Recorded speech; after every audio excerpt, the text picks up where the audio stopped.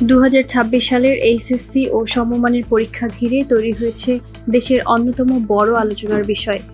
একদিকে টানা বৃষ্টি, বন্যা ও জলাবদ্ধতায় দুর্ভোগে পড়েছেন হাজারো পরীক্ষার্থী।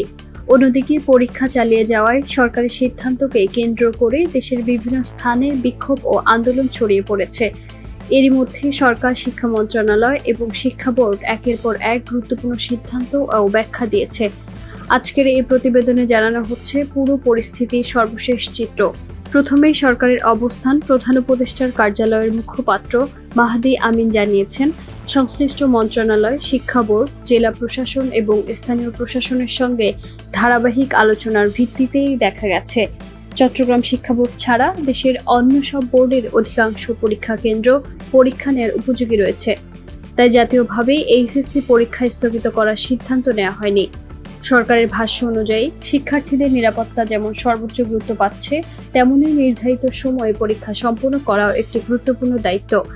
তবে সরকার জানিয়েছে, কোথাও যদি আকস্মিকভাবে বন্যা, জলাবদ্ধতা এবং অন্য কোনো দুর্যোগের কারণে পরীক্ষা নেওয়া সম্ভব না হয়, তাহলে স্থানীয় জেলা প্রশাসন, শিক্ষা বোর্ড ও কেন্দ্র কর্তৃপক্ষ পরিস্থিতি অনুযায়ী প্রয়োজনীয় ব্যবস্থা নিতে পারবে। অর্থাৎ প্রয়োজন হলে স্থানীয় পর্যায়ে পরীক্ষা স্থগিত, কেন্দ্র পরিবর্তন কিংবা বিকল্প ব্যবস্থা গ্রহণের সুযোগ রাখা হয়েছে। এদিকে সরকারের এই সিদ্ধান্তকে কেন্দ্র করে রাজধানী ঢাকা সহ দেশের বিভিন্ন জেলায় বিক্ষোভে নামেন এইচএসসি পরীক্ষার্থীরা।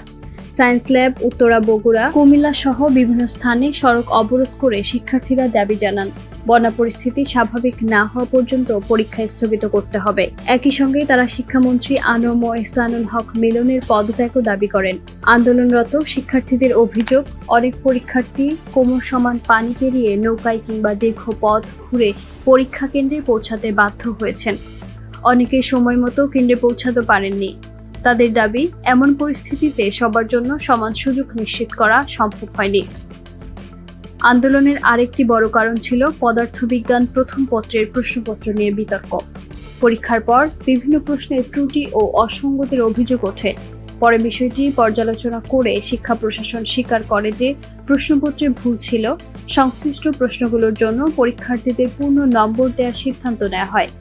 একই সঙ্গে প্রশ্ন প্রণয়নের সঙ্গে যুক্ত কয়েকজন শিক্ষককে কারণ দর্শানোর নোটিশ দেওয়া হয়। পরিস্থিতি আরও উত্তপ্ত হয়ে ওঠে শিক্ষামন্ত্রীর একটি বক্তব্যকে কেন্দ্র করে। সেই বক্তব্য সামাজিক যোগাযোগ মাধ্যমে ব্যাপক সমালোচনার জন্ম দেয়। পরে জাতীয় সংসদে বক্তব্য দিয়ে শিক্ষামন্ত্রী বলেন, তাকে কষ্ট দেওয়া বা অসম্মান করার উদ্দেশ্যে তিনি কোনো মন্তব্য করেননি। তবুও যদি তার কথায় কেউ আঘাত পেয়ে থাকেন, তবে তিনি আন্তরিকভাবে দুঃখ প্রকাশ করছেন। এর পাশাপাশি শিক্ষামন্ত্রী ঘোষণা দেন, যেসব পরীক্ষায় প্রশ্নপত্রের ত্রুটি পাওয়া গেছে অথবা দুর্যোগের কারণে কোনো পরীক্ষার্থী ক্ষতিগ্রস্ত হয়েছেন, সেসব বিষয় পুনর্বিবেচনা করা হবে। প্রয়োজনে পুনরায় পরীক্ষা নেওয়ার বিষয়েও সরকার ইতিবাচক অবস্থানে রয়েছেন বলে তিনি জানান।